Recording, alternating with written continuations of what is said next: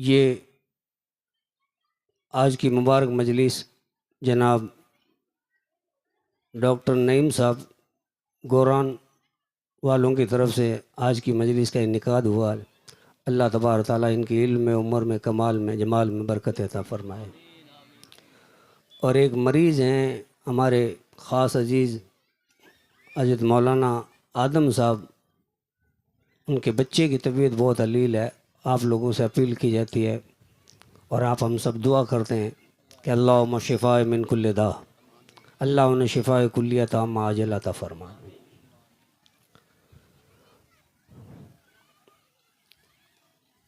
بہت بڑی سعادت مندی ہے کہ اسلام کا یہ پہلا مہینہ محرم الحرام سے شروع ہوتا ہے۔ آج سے ٹھیک 1446 سال پہلے رسول پاک صلی اللہ علیہ وسلم نے مکۃ المکرمہ سے مدینہ منورہ کی طرف ہجرت فرمائی، اس لیے اس کو ہجری سن کہتے ہیں۔ اور یہ ہمارے بچے کو معلوم ہونا چاہیے کہ اسلام کا جو پہلا مہینہ ہے وہ محرم الحرام ہے، اور آخری مہینہ ذی الحجہ کا مبارک مہینہ۔ پھر اس میں سرکار دو عالم صلی اللہ تعالی وسلم کے وہ شہزادے جنہیں رسول پاک صلی اللہ علیہ وسلم، ابھی علماء سے آپ سن رہے تھے کہ سرکار حسنین کریمین، یہاں میں ایک بات عرض کروں آپ سے، اور ہمارے علماء کو بھی دھیان دینا چاہیے کہ ہم یہاں کچھ غفلت برتتے ہیں۔ سرکار امام حسین رضی اللہ تعالیٰ عنہ کا ہم اکثر تذکرہ کرتے رہتے ہیں، سرکار امام حسن رضی اللہ تعالیٰ عنہ کو بھول جاتے ہیں۔ ہم بھولے نہیں، جہاں بھی گئی، اگر میں تو اکثر علماء یہ فرماتے ہیں نعرہ بھی ایسا لگاؤ تو یا حسن یا حسین دونوں کہو، اب خالی یا حسین کیوں کہہ رہے ہو؟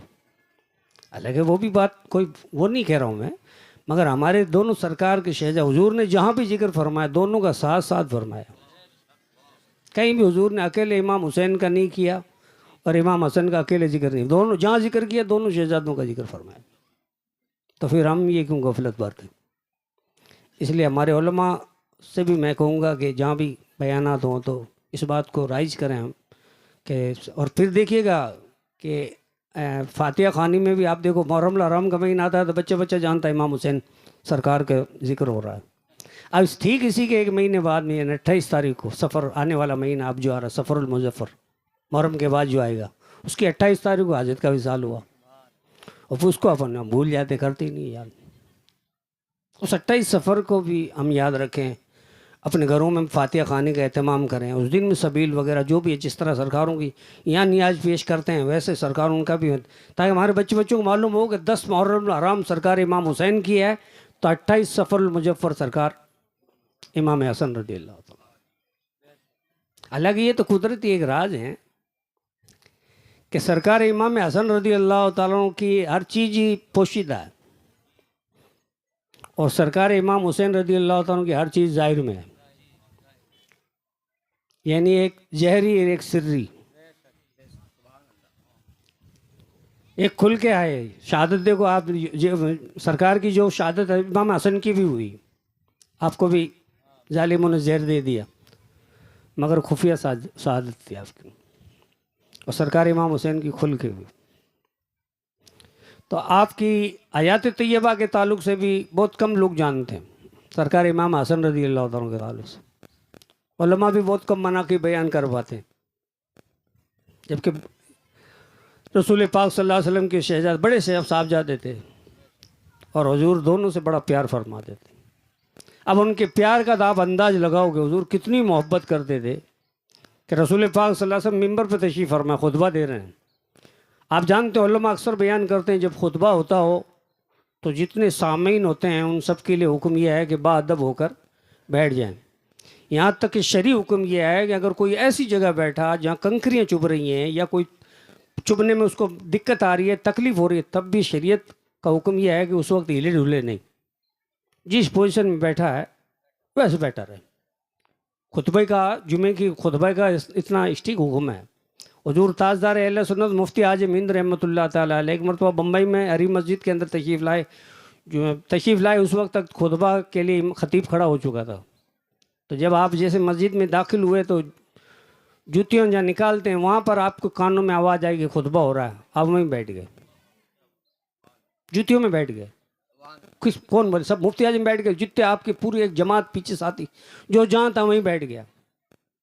الگ ایسے موقع پر لوگ کپڑوں کا کپڑے نہیں, اللہ اور رسول کے حکم کا ہم انتظار کریں. اس کو حکم کیا ہے؟ پھر کچھ نہیں, نہ ہمارے کپڑوں کا خیال نہ اپنے آپ کا خیال. یہ جب آتی ہے ابھی صاحب یہی بار بار اس بات کی میں ہماری بات آج موجود جو چل رہا تھا وہ یہ چل رہا تھا کہ مطلب آج کی دنیا میں سچائی کم ملتی ہے.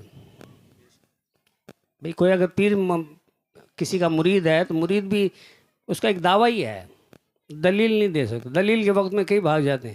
تو اکثر بزرگ کہتے ہیں یہ مرید نہیں اصل میں مریض ہیں یہ, کہ بھائی ہمارا کچھ کر دو تم اور باقی تم جانو, ہم کچھ کرنے والے نہیں ہیں. تو آج یہ ہم میں کمی ہے, یہی وجہ ہے کہ آج اس کا بھگتان بھی آپ ہم بھگت رہے ہیں, کوئی ڈھکی چھپی بات نہیں. اور اس ایسے حالات میں بھی یہ چراغ پھر بھی جلتے رہے, زمانہ ان کو جھکا نہیں سکا. یہ سچے لوگوں کی جو گروہ ہوتا ہے, ابھی ایک بزرگ کا انتقال ہوا وہاں جوگا ناڈی میں, ان کی بھی ایک الگ شان تھی. انہوں نے اس پوری پٹی میں پورے علاقے میں سب کو ایک مل جل کر ایک پلیٹ فارم پر رہنے کی جو مشن چلایا تھا اس میں وہ کامیاب ہوئے تھے. وہ باڑمیر کے رہنے والے, مگر اللہ کی قدرت دیکھو کہ اللہ تبارک تعالیٰ ایسے اسباب بناتا ہے کہ بس. میں ابھی دیکھ کے ہم یہ جاوید صاحب ہمارے ساتھ تھے تو میں حیرت میں پڑ گیا. یہ کسی کے محتاج نہیں ہوتے, زمانہ ان کے قدموں میں آتا ہے. بڑے بڑے منسٹروں کو ان کے قدموں میں بیٹھے ہوئے دیکھا. تو جو اللہ کا ہو جاتا ہے ساری کائنات اس کی ہو جاتی ہے. تو یہاں ان شہزادوں کا بھی آج ذکر خیر کی مجلس. پھر خواجہ صاحب کی چھٹی تو ہر مہینے جو ہے, اور خواجہ صاحب تو وہ جو سید تو ہیں, خیر سید ہی ہیں, لیکن خواجہ صاحب کو جو غوث اعظم پیران پیر دستگیر رضی اللہ تعالیٰ کو ان کو یہ شرف حاصل ہے کہ نجیب الطرفین. کیا ہیں نجیب الطرفین کہتے ہیں, یعنی ماں اور باپ دونوں سے سید ہیں. سرکار غوث اعظم پیران پیر دستگیر رضی اللہ تعالیٰ عنہ, والدہ حسینی والد حسنی, سرکار غریب نواز, ماں حسنی باپ حسینی, دونوں کو یہ شرف حاصل ہے. حسنین کریم, ان کی یاد امام حسین کی یاد. اور اس مبارک مہینے میں ابھی جو عاشورہ آئے گا, اس میں کہ تقریر تو مجھے کرنی نہیں, مجھے آپ کو چند باتیں ایسی سکھانی جو آپ کی ہماری زندگی کے اندر نکھار پیدا کریں. عاشورہ کے دن آپ اچھی سے اچھی چیز لا کر اپنے پریوار بچوں کو سب کو خوش کریں, بچوں کو کھلائیں, اور اللہ آپ کو دے تو اور محلے کے بچوں کو بھی کھلائیں پلائیں, سب کے غریبوں کا دھیان رکھیں. زیادہ عاشورہ کے دن کریں, یہ بڑا مبارک دن ہے. اور فرمایا بزرگوں نے جو اس دن میں ایسا کرتا ہے, صدقات کرتا ہے, اچھا کام کرتا ہے, اپنے پریوار اپنے بچوں کو خوش رکھو. آپ بزرگوں نے فرمایا اپنے پریوار کے لیے اچھا سے اچھا انتظام کرو. ہمارے وہاں علاقوں میں تو جن کے مکان نہیں بنتے ہیں, میرے گاؤں کی بات بتا رہا ہوں, ہمارے بزرگوں سے چلتا آ رہا ہے کہ جس کا مکان نہیں بنتا, زمین پڑی ہوئی, پیسے نہیں, مکان نہیں بن پاتا, اس عاشورہ کے دن جا کے کچھ کھڈی لے کے, یہ سیمنٹ لے کے اپنی اس کھلی زمین پہ جا کے لگا کے آتا ہے. اللہ کے حکم سے سال پورا نہیں ہوتا اس سے پہلے اس کا مکان بن جاتا ہے. اصل ہے عقیدت, ہمارا یقین.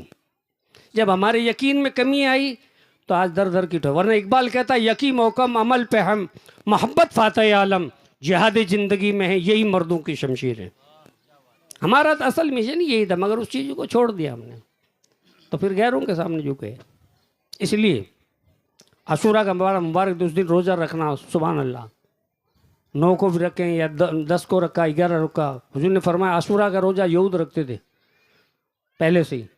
موسیٰ علیہ السلام کا اس زمانے میں جو ماننے کا دعویٰ کرتے تھے وہ یہودی روزہ رکھتے تھے. تو اللہ کے محبوب نے فرمایا کہ اس سے زیادہ تو ہمیں حقدار. حضور نے رکھا تو اس دن روزہ رکھنا, عاشورہ کے دن ایک دن پہلے رکھنا, 9 کو بھی, پھر 10 کو رکھنا. 2 روزے رکھیں ہم. حضور نے فرمایا یہ ایک رکھتے ہیں, ہم 2 رکھیں گے.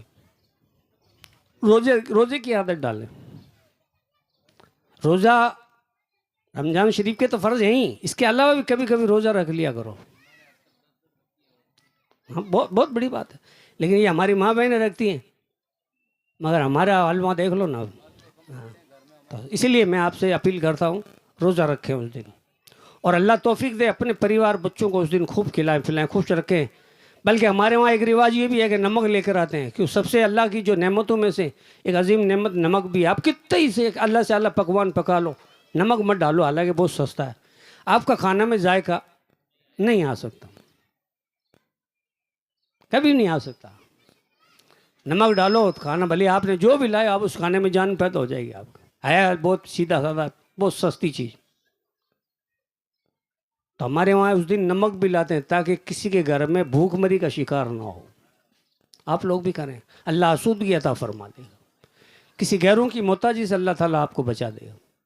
تو اس یہ نیک کام کریے.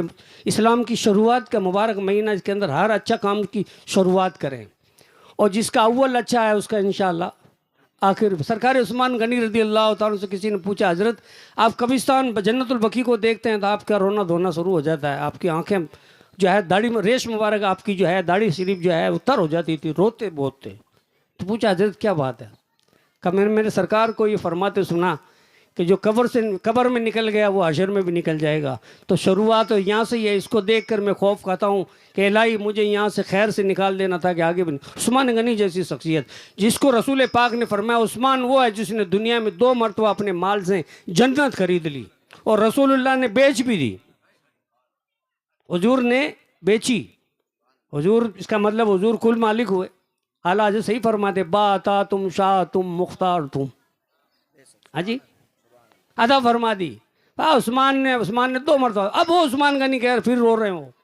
یعنی ہمارے لیے حضور نے فرمایا کہ تمہارا ایمان کی پہچان یہ ہے کہ امید اور خوف کے بیچ میں رہنا چاہیے. یہ ایمان ہے. اپنے رب سے امید بھی رکھے اور اسے ڈرتا بھی رہے تو تمہارا ایمان کامل ہے. یہ صحابہ ڈرتے تھے، ان کے دلوں میں اللہ کا ڈر تھا، خدا کی خشیت تھی، رب سے ڈرتے تھے. حضور غوث پاک پیران پیر دستگیر کو دیکھو آپ نے. سیدنا شیخ سعدی رحمۃ اللہ تعالی فرماتے میں مطاف میں کعبہ شریف میں طواف کر رہا تھا، مطاف میں تھا. میں نے دیکھا ایک شخص جو اپنے چہرے پہ نقاب ڈالے ہوئے ہے اور چلا کر کہتا ہے الہی اگر میرے اعمال تیری بارگاہ میں قبول نہ ہو تو حشر میں مجھے اندھا کر کے اٹھا دینا، تیری مخلوق کے سامنے شرمندہ نہ ہونا پڑے. میں دیکھوں گا لوگوں کو تو شرمندگی ہوگی مجھے، میں کیسے تیری مخلوق کے سامنے اپنا منہ لے کے جاؤں گا. اگر میرے اعمال کوئی بھی تیری بارگاہ میرا عمل کوئی بھی قبول نہیں ہے تو پھر مجھے اندھا کر دینا. یہ کہہ رہے ہیں. تو وہ حضرت کہتے ہیں شیخ سعدی رحمۃ اللہ تعالیٰ کہ میں نے کہا یار یہ اللہ سے اس قدر خشیت اور ڈر رکھنے والا کون ہے، اس طرح خدا سے ڈرتا ہے، یہ کون شخص ہے؟ تو کہا میں انتظار کرتا رہا یہاں تک کہ حضرت تشریف لائے. میں نے کہا حضرت آپ کون ہو؟ نقاب اٹھائی تو غوث اعظم پیران پیر دستگیر ہیں، جو کہہ رہے ہیں کہ مریدی لا تخف، میرا مرید کو کوئی ڈر نہیں ہے. میں بیٹھا ہوں نا. ایک طرف ایک پہلو یہ بتا رہے ہیں کہ میرے اور میرے رب کے درمیان میں 70 معاہدے ہو چکے ہیں، اور میں نے میرے رب سے ایک معاہدہ یہ کروایا کہ جو میرا مرید ہے، جو مجھ سے عقیدت رکھتا ہے، جو مجھ سے چاہے کتنا بھی بڑا پاپی ہے، مگر موت سے پہلے اس کو توبہ ضرور نصیب کر دینا.